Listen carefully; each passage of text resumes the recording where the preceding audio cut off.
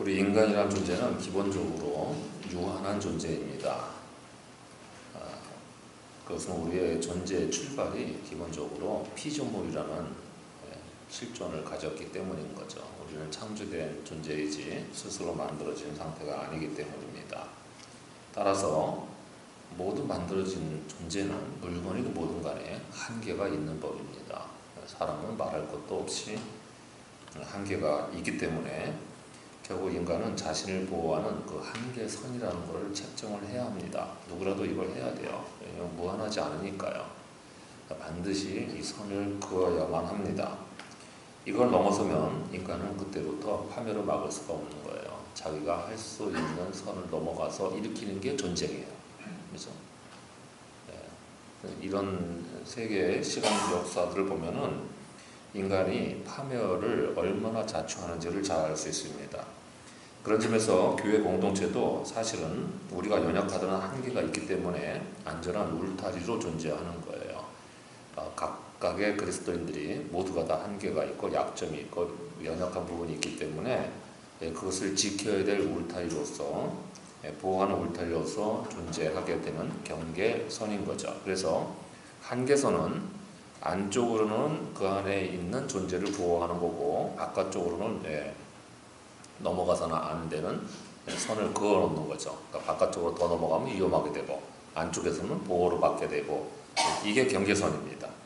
오늘 우리가 읽은 민수기 4장은 레위인을 계수한 기록을 담고 있어요. 지난주에 우리가 백성 전체의 계수 기록을 보았잖아요. 그 민수기의 본래 숫자의 의미는 그 말 표현에서 알 수 있듯이 머리를 들라고 하는 그 표현에서 보듯이 이 숫자는 그냥 숫자가 아니고 하나님이 일일이 은혜를 베푸는 존재로 기억하는 숫자라고 하는데 오늘 레위인을 특별히 따로 셌어요. 그 중에서 그쪽 병력 의무의 숫자로 넣어놓지는 않고 이쪽으로 따로 기술을 해서 여기 또 레위인에 대한 하나님의 기억하심이 뭔가 하는 것을 우리는 보게 되죠. 이들이 하는 일이 뭐겠어요? 하나님과 언약으로 맺어진 공동체 안에서 하나님과 인간 사이를 중재하면서 울타리, 그렇죠? 공동체의 울타리를 잘 지켜내는 일을 하는 사람들인 거죠. 오늘은 이런 레위인의 계수를 통해서 레위인의 부르심이 왜 언약 공동체에 꼭 필요한 것인지 또 하나님은 그들을 어떻게 기억하시는지에 대한 가르침을 배울 수가 있겠습니다.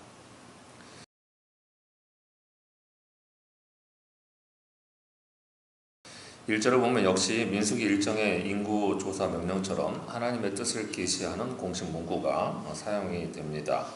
그리고 그 내용은 2절부터 시작되는 레위지파 중에 3개 자손에 대한 계수를 명하는 거예요. 레위지파에는 세 아들들이 있었고 그 아들로부터 뻗어나간 자손들이 있었어요. 고핫 자손, 게르손 자손, 무라리 자손 이렇게 세 자손이 있었는데 그 중에 고핫 자손부터 먼저 세고 거기에 할당되는 명령을 직임을 부과해 주시는 것을 알 수 있습니다. 그런데 여기 레위인의 계수 연령대가 조금 달라 보이는 것을 발견할 수 있어요. 일반 백성, 이스라엘 백성은 20세부터 계수를 해드렸습니다. 모든 사람들이 20세부터 50세까지 기본적으로 활동할 수 있는 나이대를 그렇게 설정을 했었는데요. 성막 봉사를 하는 레위인은 30세부터 계수를 했습니다. 그보다 더 10년 더 성숙해진 다음에 계수를 한 거죠. 그러니까 성막의 봉사는 일반 노동의 봉사와는 다르게 좀 더 성수성과 또는 책임성을 지닌 존재들이 필요했다는 것을 알 수가 있습니다. 좀 더 분별력 있게 행동할 나이가 필요했던 거죠. 그죠? 단순히 시키는 일을 잘하는 정도이면 20세도 되는데 옛날 나이로 요새는 좀 다른 것 같아요. 요새 20세는 그렇게 옛날 저희 시대 때 20대와는 좀 다른 삶을 살고 있기 때문에 다른데 어쨌든 철도 좀 늦게 드는 것 같고 그런데 옛날에는 20세면 완전히 어른이에요. 그런데 그 어른이라도 좀 더 성숙해서 그러니까 30세죠. 그러니까 오늘날 하면은 제 생각으로는 옛날보다 우리가 수명이 길어졌기 때문에 옛날에 우리가 40이면은 불혹이라고 그러지 않았어요? 그죠? 세상에 흔들림 없이 자아를 잘 지킬 수 있다고 그랬는데 근데 그건 더 된 것 같아요. 요새는 한 50대? 50대 되면 철 드나요, 남자들이? 여자들이 대답해 보세요. 안 든다고요? 60은 아닌 것 같고, 60이면 이제 기력 빠지는. 자, 어쨌든 좀 더 성숙한 인격체가 됐을 때쯤에 하나님의 일을 해야 한다라고 하는 점을 보여주는 거예요. 왜냐하면 레위인에게 맡겨진 직무는 일반 직무가 아닙니다. 하나님의 성막에서 봉사한 일이었기 때문에 훨씬 더 엄격하고 엄중한 기준들이 필요했던 거예요. 잘못하면 죽기 때문에요. 그렇죠?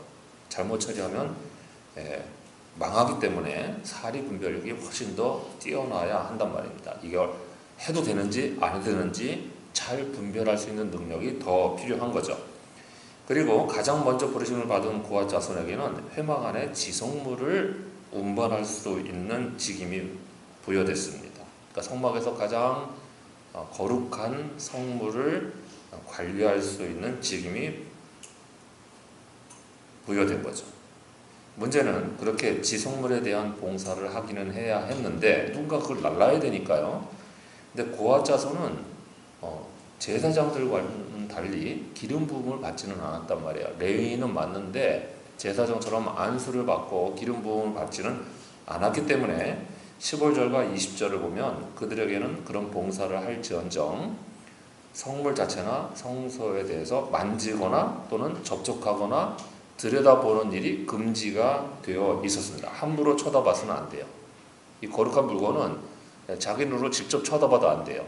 이건 여러분이 쉽게 그냥 이렇게 생각하시면 돼요. 옛날에 왕을 아련할 때 눈 치켜뜨고 왕 쳐다보면 어떻게 돼요? 끌려나가죠. 이런 거라고 생각하시면 돼요. 감히 눈 뜨고 들여다볼 수가 없는 상황인 거죠. 그러니까 이는 하나님의 거룩하심이 하나님이 접촉한다고 생각되는 모든 영역에 전염되어 있다는 걸 말해요. 하나님이 그 법계 위에 좌정하신다고 고백을 했기 때문에 그 근처에 있는 것들이 다 하나님의 거룩성이 배어들게 되어 있는 거죠. 그런데 그 거룩성을 침범하게 되면 죄 많은 인간이 자기 죄 때문에 죽게 될 수밖에 없는 거예요. 그래서 고아 자손은 성물의 운반을 할 통물 운반할 때 채에 메고 사람이 터치하면 안 되니까요. 채에 메고 운반을 해야만 했던 것을 알 수 있습니다. 이것은 영적인 분명한 질서를 보여주는 대목입니다. 그 하나님의 거룩한 사역에 대해서는 철저한 경외심을 가지고 행하는 것이 영적인 바른 질서라는 점을 들려주는 거예요. 그러니까 신앙적인 질서가 잘 세워지려면 절대적으로 필요한 게 경외심입니다. 하나님의 존재에 대한 경외심, 그다음에 거룩함에 대한 경외심, 그리고 우리가 뭔가 구별해서 가려야 되는 것에 대한 경외심들이 꼭 필요한 거죠. 하나님의 일은 경외심을 지니고 감당하는 게 영적으로 바른 자세라는 점을 우리가 이 점에서 배울 수가 있습니다. 이게 얼마나 중요한 원리인지를 잘 보여주는 장치가 오늘 본문에 다음과 같이 들어가 있어요. 구조가 아주 간단하게 간명하게 우리에게 보여주는 대목이 있습니다.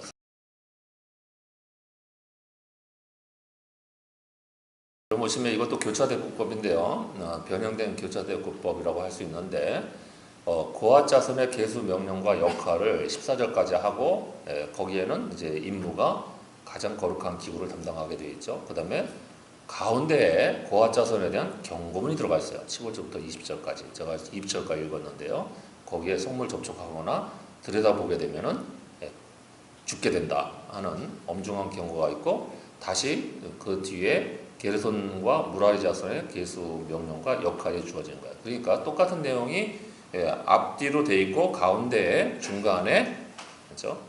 하나님의 엄중한 경고가 들어가 있는 거죠. 그러니까 이 모든 사역에 있어서 제일 중요한 거는 경외심을 지니고 행해야 한다는 거죠. 그 다음에 그렇게 잘 하게 되면 전체 레위지파의 총 인구 숫자가 몇 명이다 하는 결과를 볼 수가 있게 되는 거예요. 저 숫자가 왜 결론으로 나온지는 좀 이따가 보겠습니다. 자, 이 교차대법의 한가운데 거룩한 성물에 대한 접촉 금지 명령, 그죠? 이런 내용이 강조되고 있는 거니까 바로 영적인 사역을 감당할 때마다 우리는 경외심을 지니고 사역을 감당해야 한다는 점을 배울 수 있습니다. 하나님이 이렇게까지 하셔야 했겠는가? 하나님의 그 거룩성을 침범하면은 함부로 침범하면 죽을 수밖에 없게 왜 이렇게 만드셨겠는가 하는 거는 여러분 뒤에 우리의 역사 속에서 알 수가 있어요.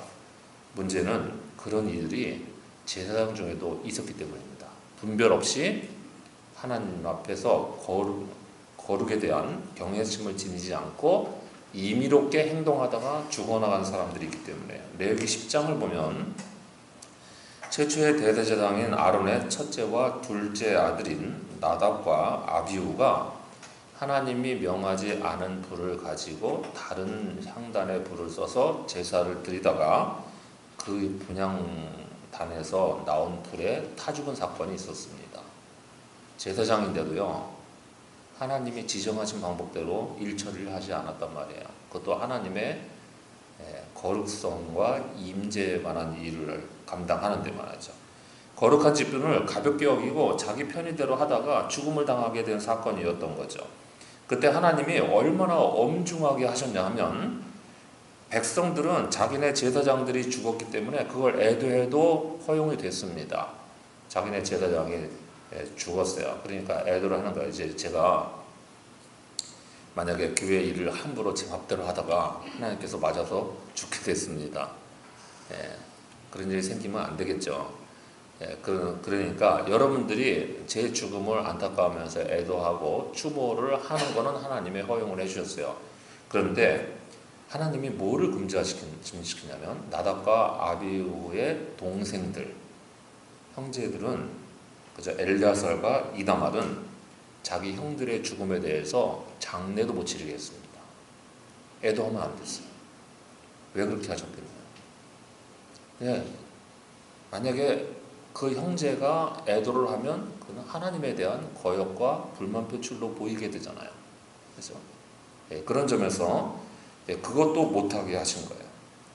그런데 그런 사건이 한번 역사적으로 엄청난 사건이 있었는데요. 그로부터 시간이 흘러서 사무엘하 6장에서 다윗 시대에 법궤를 예루살렘으로 모셔 올라오려고 하다가 그 법궤를 끌고 가던 소가 놀라 뛰는 바람에 법궤가 미끄러져 떨어질 상황이 됐죠. 그러니까 그 제사장 가문의 우사가 하나님의 법궤가 땅에 떨어지면 안 되지 하고 그걸 손으로 붙들었단 말이에요. 근데 그걸로 그 자리에서 죽임을 당합니다. 이게 이상하잖아요.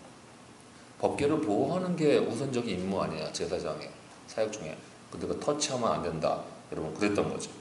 이게 애초부터 뭐가 잘못된 거냐면 처음부터 법궤는 터치하면 안 되니까요.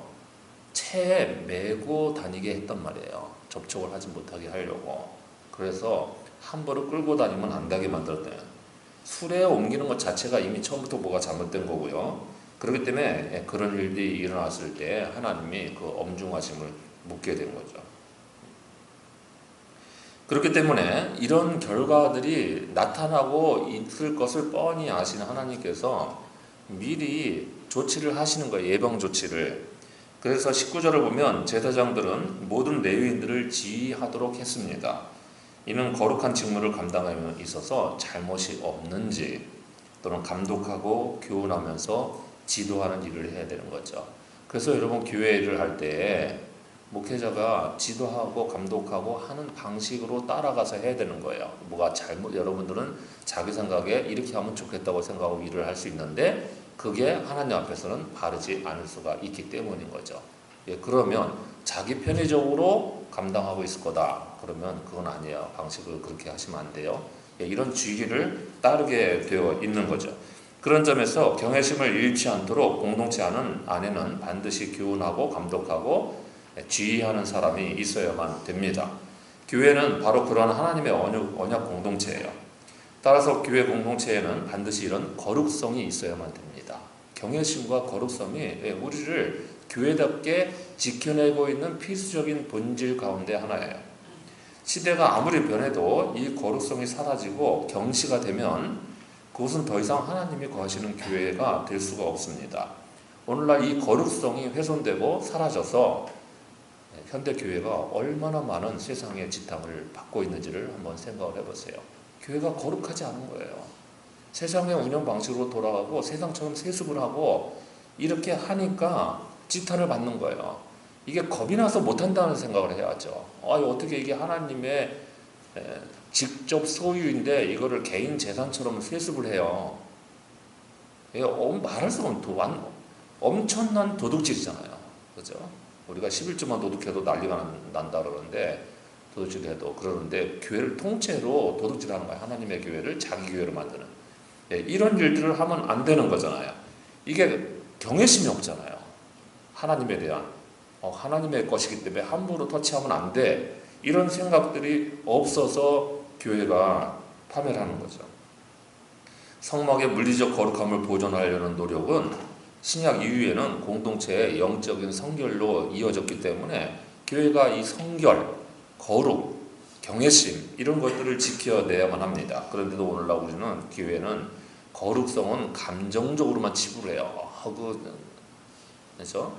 이렇게만 치부를 해버리고 실제로 실천 영역에서는 움직이지 않는 세상적으로 돌아가는 모습들이 있기 때문에 문제가 됩니다. 오늘 말씀은 거룩이라는 게 바로 영적인 질서와 책임을 설정하는 것임을 분명하게 강조해서 가르쳐주고 있습니다. 그래서 교회의 모든 사역은 결국 영적인 부르심이에요. 여러분이 무슨 사역을 하든 간에 긍휼 사역을 하든 주방 사역을 하든 중보기도를 하든 찬양을 하든 그렇죠? 교회 관리를 하든 무슨 사역을 하든 간에 여러분이 하는 모든 일들은 다 하나님의 일이에요. 당연히 경외심을 가지고 삼가하는 마음으로 이 일들을 감당하는 게 바른 일이겠죠. 하나님에 대한 경외심이 없이 교회에 나오면 여러분 자기 편의대로 일하게 되고 예배도 자기 편의대로 빼먹게 되고 그렇죠? 그 다음에 형제도 함부로 대하게 되고 같은 하나님의 자녀들인데 마음대로 대하게 되고 하나님의 질서가 아니라 자기 주장대로 일하는 사람들이 넘쳐날 거예요. 그러면 교회가 망하지 성장하겠어요? 성숙해지겠어요? 그렇죠? 그럼 교회가 망하는 거죠. 이것을 반대로 우리가 그렇게 만이나 조금이라도 하고 있다면 그건 우리가 하나님을 두려워하는 경외심이 부족해서 생긴 일이다 하는 것을 정리는 해줄 수가 있어야 되겠죠. 형제를 함부로 대하잖아요. 하나님을 두려워하지 않는 거예요. 거룩성이 없는 거예요. 그렇죠? 그러니 우리 모두는 하나님을 경외하는 마음에서 어떤 교회이든지 감당하는 것이 바른 영적인 질서라는 점을 잊지 말고 이 거룩함을 잃거나 훼손하지 않는 모두가 되시기를 바랍니다. 이제 레위인의 계수에서 배워야 될 두 번째 교훈도 들어보죠.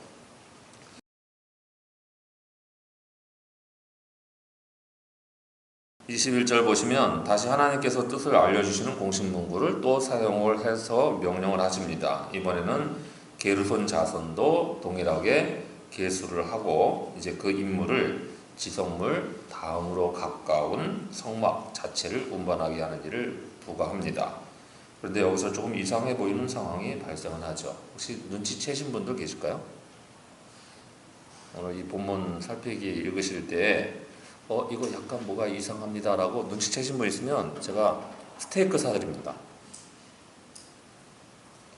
계시나요? 안 계실 거라서 제가 크게 쌌는데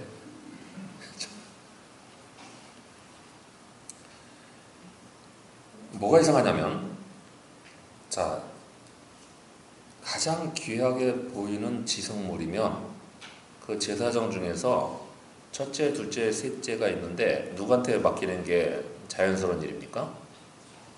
첫째에게 맡기겠죠. 그런데 고앗은 첫째가 아니에요. 오늘 본문에 두 번째로 나오는 게르손이 장자예요. 게르손이 장자예요. 근데 장자에게는 그죠? 제일 중요한 건 차자에게 맡기고 그 다음에 장자에게는 두 번째로 거룩한 성막 관리를 시켰습니다. 이유는 이랬더랬어요. 원래 레위 자손 중에 처음 제사장인 이제 아론이 누구 자손이냐면 고앗 자손이에요. 최초의 대제사장이 고앗 자손이니까 고앗 자손에게 제일 제사장과 가까운 직무를 맡겨야 했겠죠. 그런데 여기서도 보면 아까 본 것처럼 15절과 20절을 보면 이 성막과 기구들을 만지거나 보는 것은 그런 고앗 자손에게도 허용이 안 됐다고 그랬잖아요. 기름 부음을 안 받아서. 그래서 제사장들만 손댈 수가 있었어요. 누군가는 하긴 해야 되는데 제사장만 손을 됐던 거죠. 오늘날 그런 흔적이 뭐냐 그러면 예를 들어서 뭐 축도권, 그죠? 축도는 같은 장로, 그러니까 목사도 장로의 그룹인데 그 중에서 말씀 선포권, 축도권 이런 거는 목사에게만 주어져 있는 거죠. 거룩한 직무로 대변에 이렇게 구분을 해놓은 거와 뭐 비슷한 꼭 그런 연장선상은 아닌데 그렇게 뭔가 이제 구별되는 업무가 있었다고 하는 거죠. 어쨌든 고핫 자손이 먼저 성별이 되고 난 다음에 레위 자손 중에 장자인 게르손 자손이 부르심을 받아요. 그리고 마지막에 무라리 자손은 좀 더 성막으로부터 더 멀리 떨어져 있는 덜 거룩한, 상대적으로 그 말이 안 되는 얘기지만 어쨌든 거리가 떨어져 있는 구조물을 다루게 했습니다. 이것은 각자의 직분이 다른 것을 말해요. 그죠? 장자라고 꼭 반드시 제일 거룩한 직무를 하는 것도 아니고, 우리가 지난번에 보았듯이 민수기 1장의 계수의 개념 중에 하나가 평등의 개념이었잖아요. 그죠? 그러니까 직분은 하나님의 은사에 따라서 맡겨지는 대로 하는 거지, 사람의 출생 순서나 장자권에 따라서 움직여지는 건 아닌 거예요. 장자권은 축복이기 때문에 축복을 받는 일에는 당연히 제일 기력의 시작이 먼저 받는 게 맞는데, 하나님의 일에는 그런 거 없어요. 그렇죠? 장자만 목사가 돼야 됩니까? 이런 건 아니죠. 그러니까 모두가 다 이런 점에서 역할의 배치는 차별이 아니라 사실은 기능적으로 분배된 부르심이라는 거죠.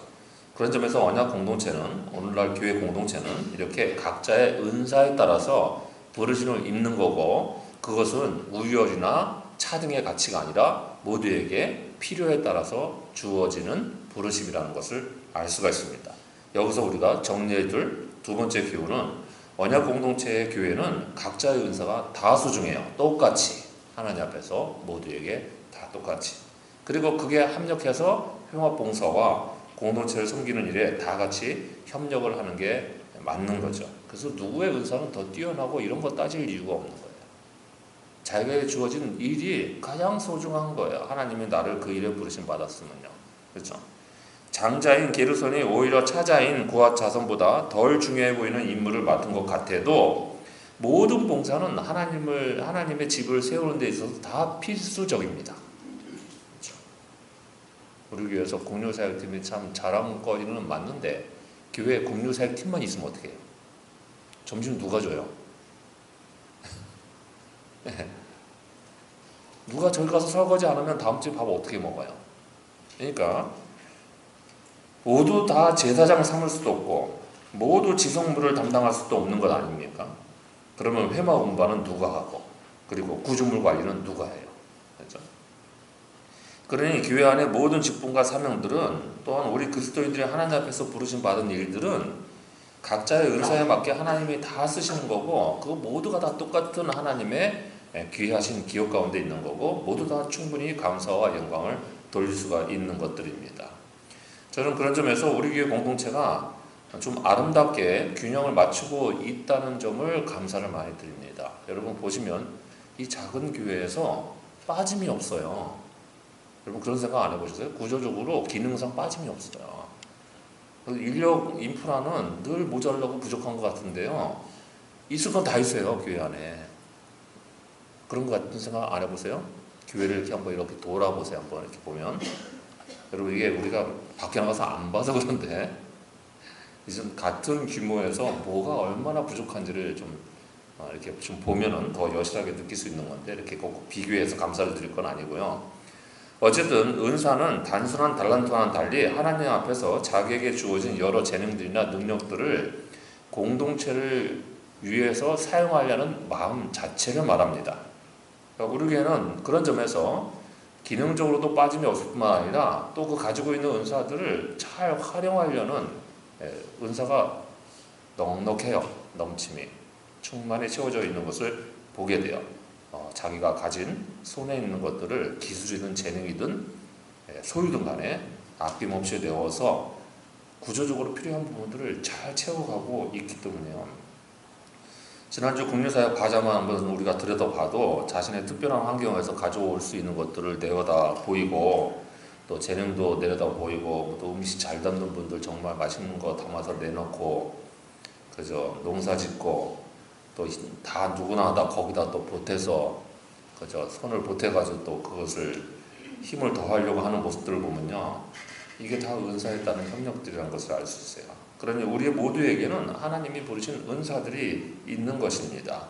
하나님의 집이고 그리스도의 몸인 교회 공동체를 위해서 무언가를 내고 선을 얻고 참여하고 가담하면 그게 하나님이 주신 은사를 실천하는 거고, 그 은사를 위한 부르심에 순종하는 일이 되는 거죠.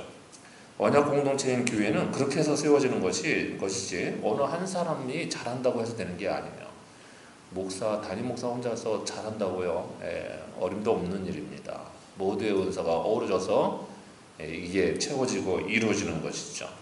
그러니 내게 무슨 은사가 있고 또 하나님이 무엇을 위하여 부르셨는지를 모르겠다는 분들이 계실지도 모르지만, 이미 여러분이 참여하고 있는 일들을 보면 여러분 그게 무엇인지 금방 알 수 있는 거예요. 그렇죠? 손 하나 보태는 이게 다 은사에 참여하는 일이라는 거죠. 하나님은 우리의 작아 보이는 성격들과 그 수고를 통해서도 공동체를 충분히 이루어 가시는 분이십니다. 그러니 우리 모두 이렇게 하나님의 아름다운 언약 공동체가 되기 위해서 하나님이 각자에게 부르신 은사를 아름답게 사용하고 세워갈 줄도 아는 이들이 되시기를 바랍니다. 이제 이 레위인의 계수에서 그렇게 주시는 은사들을 협력하는 자들에 대한 하나님의 마음도 함께 배워보죠.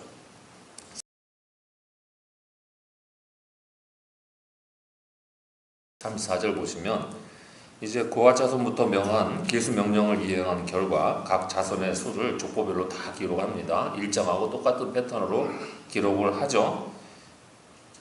오늘 본문 앞장인 3장을 보면 레위인은 본디 기수할 때 20세부터 50세까지의 남자를 따로 세긴 했어요. 다른 지파들 세는 거와는 달리 생후 1개월 된 모든 사람을 다 셌어요. 레위인은. 왜 그러냐 그러면 레위인은 나머지 지파들의 대표성을 지니고 있기 때문에 다른 지파들의 장자로서 빠짐없이 생명의 숫자를 다 센 거예요. 이스라엘 전체를. 이건 뭐 나중에 좀 필요했는데 어쨌든 나중에 설명이 필요하고 뭐 공부도 필요한데요.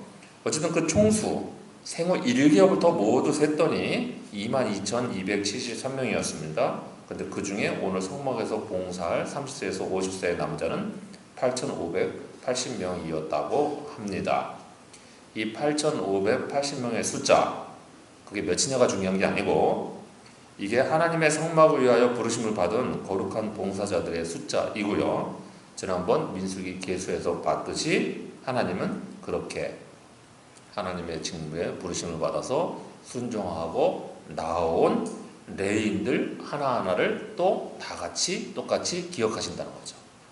그러니까 하나님이 자기 언약 백성도 기억하시고요.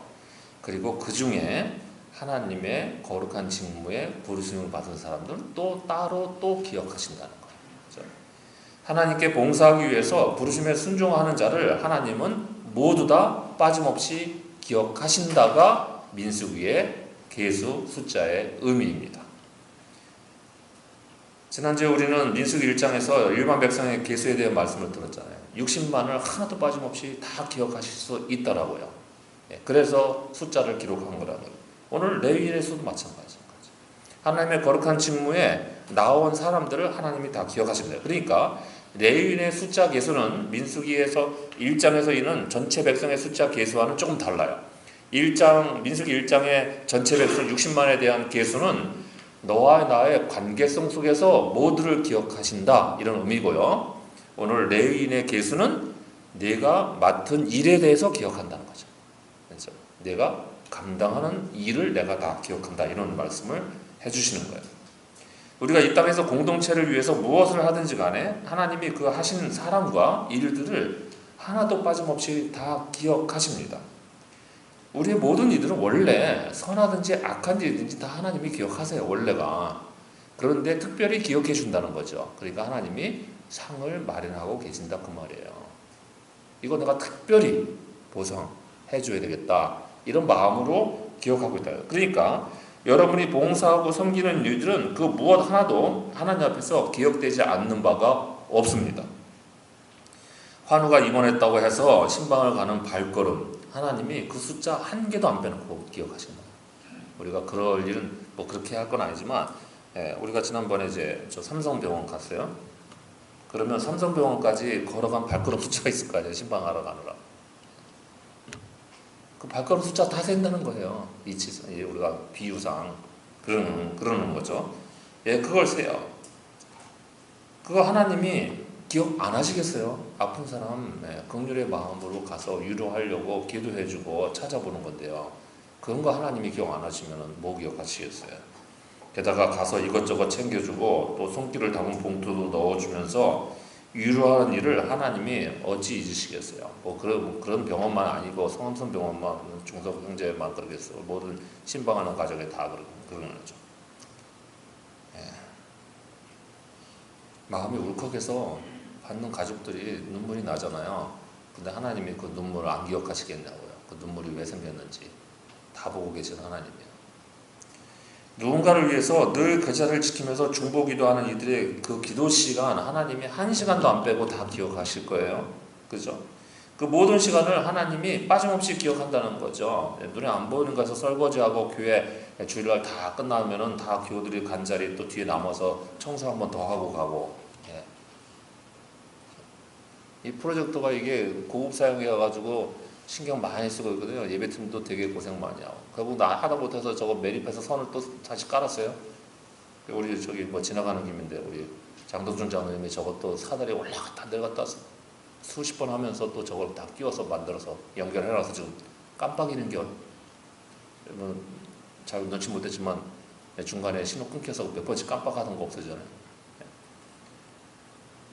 사다리 올라갔다 내려갈 때마다 그 계단 수를 하나님이 안 세시겠어요?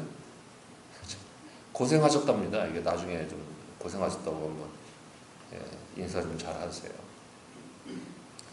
누군가는 자기 편의를 위해서 자리를 비우는데요. 어떤 이는 늦은 시간까지 앉아서 그 자리를 지키는 사람들이 있습니다. 그렇죠? 그게 집회 시간이든 찬양 연습 시간이든 거룩한 부르심에 순종하는 일이라서 하나님이 하나도 빠짐없이 다 기억하실 일들입니다. 그거 하신다고 지금 개수 숫자 디테일하게 들려주고 있는 거예요. 족보별로, 지파별로, 가문별로 다 세웠다고. 내가 하나도 안 잊어먹는다고요. 그렇게 하시는 거죠. 앞서 3절을 보면 역사에 참가할 만한 모든 자라는 표현에서 우리가 오늘 말씀의 총 결론을 들을 수가 있습니다. 그러니까 우리가 이게 아무래도 저 원어 성경으로 읽어야 돼요. 이게 한글 성경으로 읽으면 안 되는 것들이 이런 거예요. 역사에 참가할 만한 모든 자라는 표현에서 이 역사라는 히브리 낱말이 군대라는 낱말이에요. 그래서 여러분 세번역이나 공동번역을 보면 군대에 나갈 만한 사람, 전장에 나갈 만한 사람이라고 표현을 한 거예요. 자, 레위는 분명히 민수기 1장에서 총 인구조사 때, 인구 센서스 때 그 병력 의무를 감당할 수 있는 나이대에 들지 않았어요. 그렇죠? 거기다 명단 편입 안 했습니다. 징집 개수 안 했어요. 그러니까 이들이 하는 일들은 영적인 일이에요. 거룩한 직무잖아요. 그런데 여기 표현은 그것도 군대에 나갈 만한 일이라는 거죠. 이게 무슨 얘기입니까? 20세부터 50세까지가 원래 노동인구이고 동시에 군대에 나갈 만한 징집 인원이니까 그렇게 표현을 하는 거지만 여기에는 이중적인 의미, 우리가 흔히 얘기하는 옛날에 말하는 드블랑탕들은 전문적인 용어가 수사 용어가 있어요. 중의적인 의미가 있단 말이에요.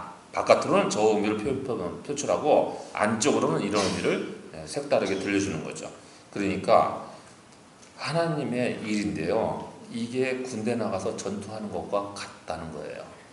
하나님의 거룩한 직무를 감당하는 이들은 영적인 전투를 하는 중이다 그 말이죠.